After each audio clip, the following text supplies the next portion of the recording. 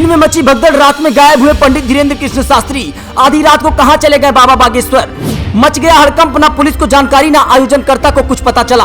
पंडित धीरेन्द्र शास्त्री ने कर दिया खेल, एक सच्चे सनातनी ने फिर दिखाई ताकत। ना मोदी ना योगी जो आज तक नहीं कर पाए, वो 2 घंटे के अंदर 27 साल के लड़के ने कर दिखाया।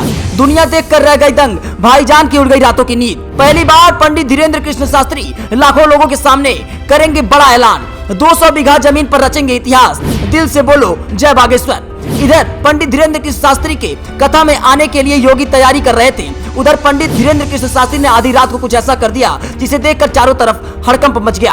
पूरी दुनिया सो रही थी, तब धीरेन्द्र शास्त्री ने करीब 3 बजे जाकर बहुत बड़ी तैयारी कर रहे थे। मोदी योगी के बाद धीरेन्द्र शास्त्री अब उठाने वाले हैं बहुत बड़ा कदम। देश के हजारों संत देंगे आशीर्वाद। जिसे 27 साल के लड़के को धर्म के ठेकेदार नादान बालक समझने की भूल कर बैठे थे, आज उसकी ताकत देख पाकिस्तान से लेकर अमेरिका चीन भी थर थर कांप रहा है। जो काम आज तक योगी मोदी नहीं कर पाए, वो पंडित धीरेन्द्र कृष्ण शास्त्री ने कर दिखाया। बाबा का क्रेज देखकर भाईजान की बत्ती गुल हो गई। हिंदू धर्म के विरोधी मुल्ला मौलवी ने अपना बस्ता बांध लिया, लेकिन योगी राज में पंडित के साथ रात के करीब 2 बजे ऐसा क्या हुआ जिसने हर किसी को हिला दिया है। सुरक्षा कर्मी भी दंग रह गए हैं, आयोजनकर्ता भी सोच में पड़ गए हैं कि आखिर ऐसा क्या हुआ। पंडित धीरेन्द्र कृष्ण शास्त्री की कथा में इस बार न जाने कितनों के रिकॉर्ड टूट गए हैं। ग्रेटर नोएडा में चल रही कथा में एक साथ लाखों लोगों की भीड़ देखकर हर कोई भौचक्का रह गया। कदम रखने की भी जगह नहीं थी, सांस लेना मुश्किल था। तेज गर्मी में भी पंडित धीरेन्द्र कृष्ण शास्त्री के दीवाने हार मानने को तैयार नहीं थे। दरअसल 12 तारीख को पंडित धीरेन्द्र कृष्ण शास्त्री ने अपना दिव्य दरबार लगाया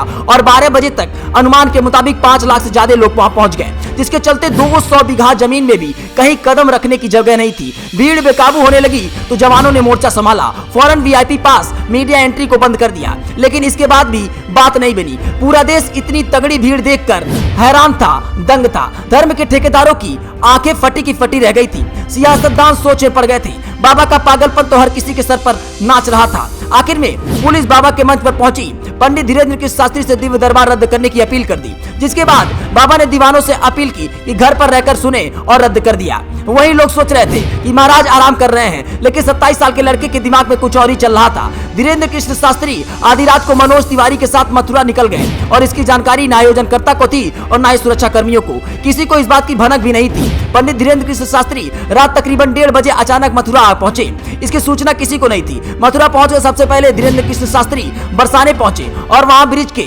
विरक्त संत विनोद विहारी से जा मिले। आश्रम पहुंचने पर विनोद बाबा ने धीरेन्द्र कृष्ण शास्त्री को अंग वस्त्र पहनाकर स्वागत किया। आश्रम पहुंचे धीरेन्द्र शास्त्री ने विनोद बाबा के नाम पर भजनों का आनंद लिया और भक्ति में डूब गए। खुद भी हरे राम हरे कृष्णा का जाप करने लगे। धीरेन्द्र जी पहले भी वृंदावन जा चुके हैं। धीरेन्द्र कृष्ण शास्त्री जब भी वृंदावन जाते हैं तो विनोद बाबा के घर पर पहुंचकर उनका आशीर्वाद लेते हैं। इस बार मथुरा आने पर धीरेन्द्र कृष्ण शास्त्री के साथ साथ मनोज तिवारी भी मौजूद थे। वही मथुरा के एसएसपी शैलेश कुमार पूरी रात उनके साथ रहे, लेकिन इस बात की भनक किसी को नहीं लगी। आधी रात को अचानक पंडित धीरेन्द्र कृष्ण शास्त्री मथुरा पहुंच गए और उन्होंने बाबा को आशीर्वाद दिया और कयास लगाए जाने लगी कि योगी राज में लाखों लोगों के सामने खुले मन से पंडित धीरेन्द्र कृष्ण शास्त्री कुछ बड़ा ऐलान करने वाले हैं। पंडित धीरेन्द्र शास्त्री वो ऐलान कर सकते हैं जो आज से पहले किसी भी मन से नहीं हुआ, जिससे विरोधियों को हमेशा से तकलीफ रही है।